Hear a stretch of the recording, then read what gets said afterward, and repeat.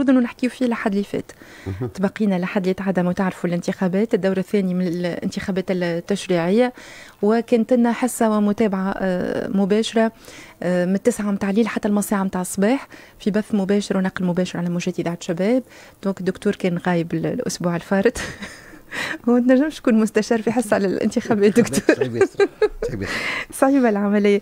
دونك وعليه الموضوع تاجل الاسبوع هذا. نعاود نذكركم تابعونا صوت وصوره على صفحه اذاعه شباب راديو جون تونيزي باج اوفيسيال، ولا بالتليفون تكلمونا على 71 844 411. الموضوع اللي باش نحكيو فيه عنده عديد المسميات الحقيقه في عمليه البحث عن الموضوع.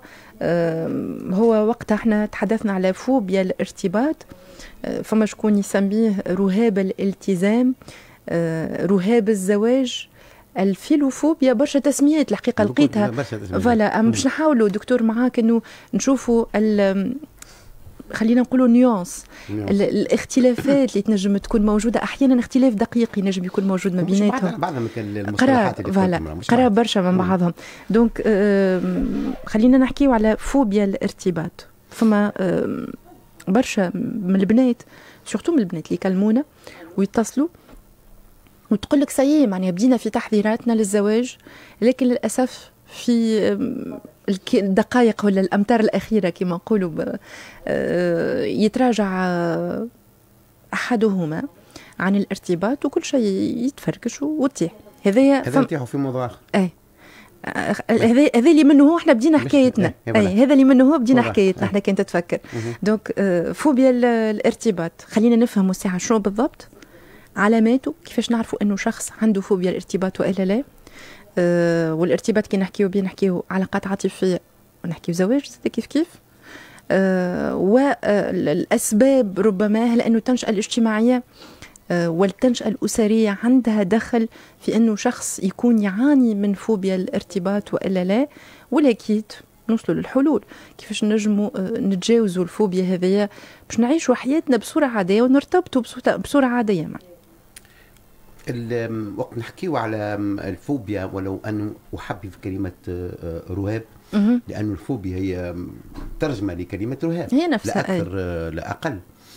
دونك هي كل حالة خوف تجاوز حدوده، لنقل خوف مرضي اللي يستدعي العلاج النفسي. واضح. الخوف هذا قد يكون من أي شيء. الرهاب هذا قد يكون من أي شيء. نعرفوا اللي فما شكون عنده رهاب من الحشرات، صحيح، من العقرب، من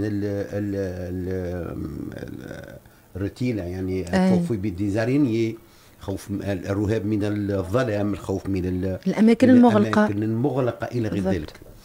نجموا يعني باش نعملوا تفرقة بين التسميات، لأنه ممكن الحصة هذه نحكيو على رهاب الارتباط، الحصة المقبلة نحكيو على رهاب الزواج. رهاب الارتباط تجم تقول من ديسمبر 2020 بدا المصطلح يظهر، خاطر هما مصطلحات، لأنه نعرفوا اللي كما قضية يعني الإدمان. قبل كان عندنا وقت نشوفوا نحلوا المعجمات أو نحلوا الكتب التي تصنف الاضطرابات النفسية، سواء كان الاضطرابات النفسية العالمية المتعارف عليها. دخلت المصطلحات الجديدة هذه، رهاب الارتباط، رهاب الزواج، كيف كما قلت لك الادمان. ما كانش فما ادمان السيبرناتي، يعني سكون ابل لا ديبوندونس ولا التوكسيكوماني، حالة التبعية. دونك الاعلامي،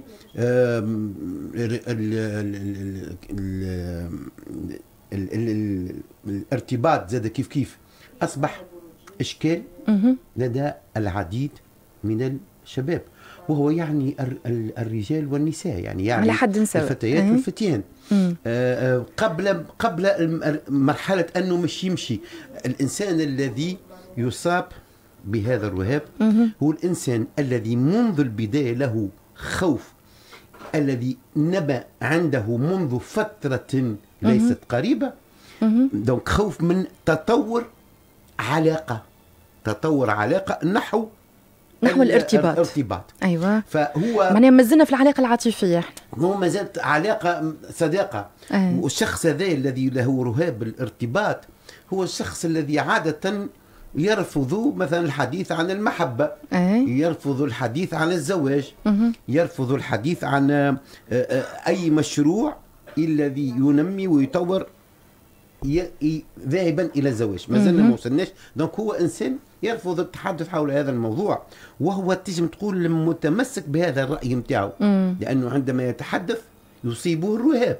ايوه، ونعرفوا علامات الرهاب، يعني الرهاب كما الرهاب الاجتماعي، كما الرهابات كل تولي عنده علامات نفسية، علامات نوع من اللونغواس قوية برشا، يولي عنده علامات زادة حتى جسدية، دقة القلب تتزايد، اضطراب في الرؤية، يعني تروبل دو لا فيزيون، يعني وعديد الاضطرابات الأخرى التي تصيب الإنسان الذي يصاب بأي رهاب. ايوه، نوصلوا حتى ساعات انه il peut faire des crises cardiaques، il peut faire des arrêts cardiaques زاد كيف هذا كل من فوبيا رهاب الارتباط. وقت تبدا رهاب، وقت هكا مثلا رهاب الارتباط ممكن لان هو ما يقربش الموضوع هذا. ساعات وقت يتعرف على هو او هي تتعرف او يتعرفان على بعضهما البعض، يعني يبداو في علاقه، وتلقاها ديما يتجنب حتى الحديث على انه مش يقع ارتباط. اوني لا اوني بيان، يعني ما بعرف، خلينا كيف ما احنا، خلينا كما نحن. مش ممكن أن تحكي على المحبة، مش ممكن تحكي على الرومانسية، لأنه يعني هذوما الكل يقول لك طريق، يعني طريق للارتباط. مش ممكن تحكي على أنه علاقة دائمة، أو تحكي على أي شيء يذكره بالارتباط، لأنه هو عندما يتذكر ارتباط يتذكر دونك يجي حالة من الرهاب التي تفزعه، يعني تفزعه بشكل يعني واضح. شنو هي هذا التفسير نتاعو تقريبا. علاماته تحدثنا عليه. الزواج نوع اخر ربما نحكيو عليه مرة. يعني كيفاش عطينا الاسباب. شنو هي الاسباب؟ شنو هي الاسباب؟ علاش مش ناس الكل تنجم تعيش الحالة هذه؟ الاسباب عديدة، وهي في الاغلب اسباب نفسية، في الاغلب اسباب نفسية، والاغلب ترجع الى الطفولة. ايوه، الى مرحلة الطفولة. نعرف اللي وهذا الحقيقة فيها مسلين نستمع لهذه الحالات، ونستمع لهذه الصور التي نجم نقول في مجملها صور مؤسفة، وهو الصورة النموذجية التي تتمثل في الصورة الأبوية، يعني بارونتال، بارونتال، علاقة بين الأب والأم، علاقة في المجمل علاقة تسرعية، فما خلافات مستمرة بشكل كبير، فما كيف ربما حالة طلاق أو حالة انفصال جسدي، يعني أو خلينا نتحدثوا على حالة عدم نجاح زواج. أكيد، ولا اللي تكون أشمل. ولا دونك عدم نجاح الزواج، وتولي فما إشكال كبير برشا. وأنا أذكر حالة من الحالات التي أصيبت برهاب الارتباط، ولكن اضطرت إلى أن تتزوج، فتحول هذا الرهاب الارتباط إلى رهاب جسدي ورفض للعلاقة، ورفض العلاقة، لين أصبحت أن امرأة فاجينيك، استحالة عبور المهبل. فالصورة هذيك تبدأ صورة مدمرة نفسانية. حضروا على أم وأبوه كيفاش تعاركوا، كيفاش عندهم مشاكل، كيفاش فما عنف بيناتهم، كيفاش تحكي لي واحدة قالت لي احدى النماذج العياديه، قالت لي ما نذكرش في حياتي، ما نذكرش طفولتي ولا حتى في مرحله مراهقتي اني شفت بابا وماما قاعدين في الطاوله، انا شفت بابا وماما متفاهمين ولا شادين يدين بعضهم. الصوره اللي نشوفها انه دائما يتخانقوا، شادين هكا بعضهم، صراعات، ساعات عنف جسدي، والاغلب عنف لفظي. فهنا صوره اصبحت صوره مدمره، ما تعطيها الصوره اللي تشرها في الارتباط. فوالا عكس ذلك، معناها هنا نحكيو على صوره منفره. عكس ذلك هي الصوره اللي تلقاها يبدا هو وهي تستناو انه باش يرتبطوا، لانه عندهم صوره مش جميله وجميله جدا، يعني حنان، رقه، تعامل يعني جيد للغايه، فما بيناتهم موده، فما برشا، فما علاقه يعني جميله يعني ابويه. دونك من صعب تقول من صعب نعيش كيما بابا وامي، من صعب دونك تولي تلوج على الارتباط. هذا من الاسباب الرئيسيه، وخاصه نجد هذه الرهابيه هذه عند الحاله الرهابيه عند اطفال الذين عاشوا حالة طلاق منذ صغر سنهم. أيوة. دونك الموضوع يعني مرتبط خاصة بالطفولة. فما هناك نوع آخر من ربما من الأسباب النفسية، هي الخوف من أنه يتألم. بمعنى يعني ايش معنى من الألم؟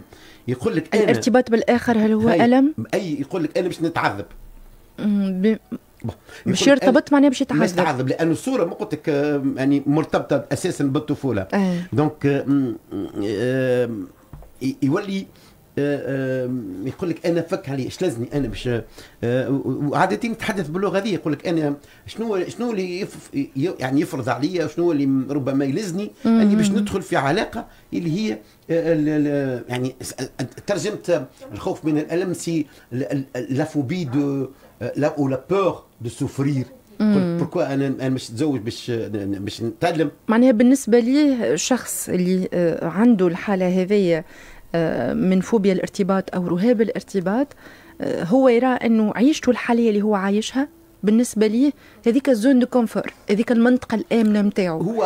اذا كان دخل شخص اخر يعني هو نفساني راه مش متوازن. اذا كان دخل شخص اخر بالنسبه لي فانه باش يفسد له فرعس له النظام نتاعو الكل. برافو. يعني صوره حلوه برشا. فبالتالي هو منصبه يعني عمل كما قلت انت هيك منطقه الامان اللي ما تخليش شكون يدخل فيها، مسيجها.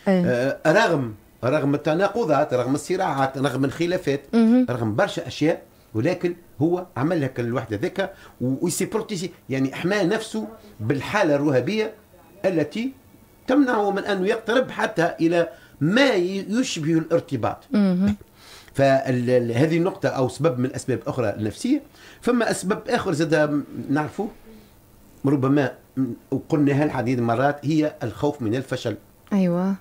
يعني وللأسف عديد من الشباب متاعنا وقت يشوف حالات الفشل اللي تواجدوا، يشوف المشاكل اللي يسمعها معناها يقص يد السرق بالما يسرق هكا. هذيك الصح. ساعات زاد كيف يقول لك انا كما دوك هنا بعد اذنك دكتور سامحني، وقت نتذكر قال انا فاش قام نتزوج باش نطلق. فوالا دوك الخوف من الفشل المحتمل. فوالا هذا هو معناه مش فشل موجود، يعني الخوف من الفشل يؤدي حتما الى الفشل. فبالتالي عديد من الشباب من سواء كان ذكورا ام اناثا يبدا قبل ما يبدا يقول لك انا فاش قام زاد باش نرتبط، شلزني انا لبس عليا اموري مريقله. ونتذكر احد المعايدات هذا كيف اللي كانت عايشه امال الحقيقه هي صوره من الصور اللي تذكرتها توا، عايشه مش كونفور كبير برشا في البيت الابوي نتاعها. كانت عندها بيئه خاصه بها، تلفزتها، اورديناتورها مدلة برشا، خاصة من طرف بوها. أيوة. دونك الفي بيان وتقرا وكملت دراستها وتخرجت جامعيا، وكنت تعيش مرحلة من ففجأة قالت روحها في علاقة هي أن با ديفلوبي راهو انفوبي، ولكن تلقى روحها عندها تعلقت بشخص وحبته، فهمت؟ والشخص هذاك تنجم تقول أول قصة حب في حياتها. خافت من انه تخسر هاك الكونفور قلت عليه. خافت اني تفشل، فالخوف هذا ادى لها انه ارتبطت به وتزوجت. ساعات نقولوا فما حالات اللي بكل صدق يعني هما فما شكون عنده قدره على انه يتجاوز، على انه ربما يمتنع من ارتباط، لا مانيش مستعد باش نرتبط يقولوها. وفما شكون تخفي هذا الموضوع او يخفي هذا الموضوع وتلقاها رغم انفه. هذا نسمعه ساعات يقول لك تحت ضغط العائلي، تحت الضغط الاسري، امي ضغط عليه، دخلت في علاقه. انا ديفلوب ايش عملت اول حاجه ان بريمي سيمبتوم، اول علامه جنسيه لو فاجينيزم اللي جت من اجلها، لكن وراء الفاجينيزم هذاك تخفي اشكاليات اعمق. فما يعني فوبيا برشا او خوف كبير برشا من اني تفشل في العلاقه واني تخرج وتخرج منك الحاله اللي هي كانت موجوده عليها. افكتيفمون هذا شو وقع، لقات روحها مسؤوليه، شخص يشتغل ليل نهار وعنده مسؤوليات وتعرف هذايا، ولات صراعات ولات مشاكل. جاوني في حاله يعني وقع بيناتهم عنف شديد، لين هو جاني افيك ان سيكاتريس في في خده، في خده قدمته وهو كيف ضرب شو كيف يعني علاقه. رغم ذلك راهم ثم علاقه محبه، ولكن لانه ما تمش علاج الفوبيا هذه. اي ما تمش علاج الفوبيا هذه. فما ممكن سبب اخر من الاسباب اللي ممكن نشوفوها من خلال ربما تجربتنا العياديه، هي الخوف الشديد من فقدان الحريه. ايوه، يقول لك انا جاي جو سوي ليبر، جو سوي بيان، عمري 35 سنه. يقول لك انا بالنسبه لي لززني توا نكون نرقد على كيفي، نقوم على كيفي، نتصرف على كيفي، ما نحسب حتى شيء. احد المتدخلين في همس الليل صحيح والله يا امال وقت خاطبني وانا هكا بعد ما كملنا الحصه وماشي قريب نوصل المنزل، كلمني في الهاتف قال لي دكتور انا الحقيقه نتبع فيكم وكذا ونجي مش عندي علاقات متعدده يعني. وقت اذكر لي عنده ستة فتيات. لا ما قصرش، كلهم يعني يشتغلوا، كلهم يعني مناصبهم كذا، وفما قصه محبه حسب ما يقول هو، يعني كل واحده تحبه قلبه يتسع لستة. هذا هو لا حول ولا قوه الا بالله. فهمتني. وفي الاخر قال لي مش نعمل تو كلهم يحبوني، ولا واحده تعرف اللي هو على علاقه مع اخرى. وقال لي هو لو كان يعرف ويتفركشوا الستة خاطر ولا واحده ترضى فما شكون باش يكون شريك معاه. انت تو هكا يعني قادر باش؟ قال لي والله قادر انا جو سوي بيان. قال لي والحاجه اللي خايف منها هكا، قال لي خايف لو كان انا نرتبط نفقد حريتي، نولي ما عادش عندي الحريه الكافيه باش نعيش بالطريقه. قلت له الطريقه هذه تعجبك؟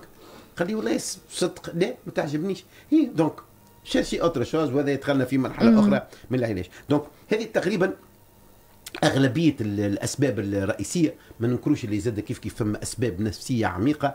يعني يدي جون يعني بعض اشخاص اللي ربما لهم بعض اضطرابات نفسيه خفيه بعيده كل البعض ربما عن الرهاب الاجتماعي ورهاب ربما الارتباط. تلقى عندهم مشاكل نفسيه اللي تخليهم التواصل من الاسباب. فما نعرف العديد من الاضطرابات النفسيه اللي التواصل بينهم وبين الاشخاص صعب. صعب جدا، بشكل انه نقولوا احنا الديفلوب يعني يكونوا سلوك يعني سلوك بتاع انسحاب، يعني ان اتيتود ديفيتمون، يعني يكونوا مع مر الايام والسنين. بالك الاضطراب النفسي واحد يبدا مثلا سكيزوفريني، البارانويا، برشا حالات نفسيه وكانه أخرى. هنا سلوك حمائي باش يحمي به نفسه. ولا دونك تلقاه قليل الارتباط، واذا كان دخل هكا في الفضاء نتاعو يولي ينزعج وتصاب هنا. ما نتعداو الحلول فوالا بالضبط. ترى رهاب الارتباط يعالج او لا يعالج؟ انا اقول رهاب الارتباط نفيقوا بروحنا ولا ما نفيقوش ساعه. هو فايق الشخص اللي يكون مصاب برهاب الارتباط يفيق بروحه، يفطر يفيق بروحه. هو عنده كلمه ارتباط تزعجه برشا، واللي قلبه دق ويتفرعس واموره مش باقيه، واللي اجيتي واللي اجريسيف. نو سورتو اللي بارلي با سا عايشك ما يطرحوش الموضوع نهائيا. مش كل ما يذكره المحبه قليل باش يحكيوا عليها. الرومانسيه حاجه من الحاجات اللي يولي ما ينجمش يعبر على مشاعره وعلى محبته. ولا فبالتالي يعني هو كما قلت لك الرهاب بصفه عامه هو رهاب الارتباط، هو كبقيه الرهابات مهما كان نوع الارتهابات هو قلنا حاله نفسيه مرضيه. ايوه تستدعي العلاج. هل يعالج؟ نعم يعالج.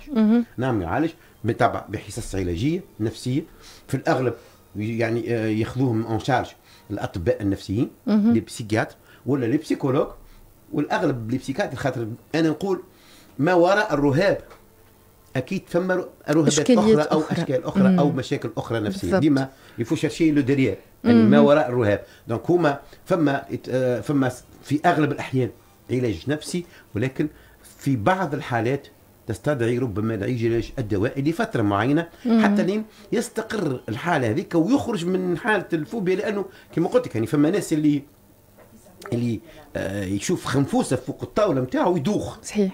يفقد الوعي تماما ويهزوه المستشفى وكذا خنفوسه، لانه عنده رهاب من الخنفوس، عنده رهاب من الازاريني، عنده رهاب من اي حاجه. فكيف الرهاب الارتباط هو رهاب نفسي بالاساس، وهو رهاب مرضي، حاله مرضيه تستدعي علاجها بالتبع بطرق نفسيه، بعلاج نفسي. في بعض الاحيان حسب المختصين يقول لك نستحق الى استعمال الادويه قصد يعني انقاص اكثر ما يمكن من حاله الانغواس الكبيره برشا، حاله القلق، القلق الكبير والوح، حتى لين الانسان يرجع الى حالته المستقره باش نجموا بشويه. دونك التعامل مع الانسان اللي عنده رهاب الارتباط راهو تعامل، سواء كان الشخص اللي يحب يرتبط به راهو يلزمو برشا وصعبال. أيوة. اما في الاغلب راهو مش سهل، اللي انفرونسيسابل يعني في الاغلب زايد باش تجم تقنع ولا باش تبعد على. دونك ما يجي يبعد الا بالعلاج النفسي بكل صدق. ايوه، دونك مساله العلاج النفسي هي مساله ضروريه الحقيقه. من خلال التفاعل نتاع المستمعين نتاعنا على موضوع اليوم، شمس هكا الاسم نتاعها تقول لك يكون الخوف من الارتباط نتيجة لعدة أسباب، أهمها الخوف من المسؤولية، أو لأنه الشخص كانت عنده علاقات فاشلة سابقة، أو لأنه تحمل المسؤولية من الصغر وما عادش ينجم يتحمل مسؤولية الارتباط، وبالتالي يصبح عنده خوف تجاه الارتباط. فتحية توحة تقول الخوف من التلاعب يخليك تخاف وتصبح عندك فوبيا تسكنك. تلاعب يعني خوفا من الفشل، اللي يدخل في الخانة نتاع الخوف من الفشل. محمد حمودة يقول الخوف من اقتراب موعد الارتباط الرسمي، يشعر أنه محاط بالمسؤوليات والضغوطات النفسية والخوف من المستقبل والإجبار على عيش مسار جديد قد يقدر له الفشل قبل النجاح، فتكون النتيجة الانسحاب بالرغم من حقيقة المشاعر وصدقها في العلاقة. هذا عدد الحقيقة من التفاعلات على صفحة برنامج همسلين. نرجع لكم بعد شوية على 71 844 411. مرحبا بالناس الكل. الصفحة الرسمية لبرنامج همسلين على الفيسبوك. موجز الأنباء 9:30 مع زميلنا محمد سيوي من قسم الأخبار، ثم نواصل معكم.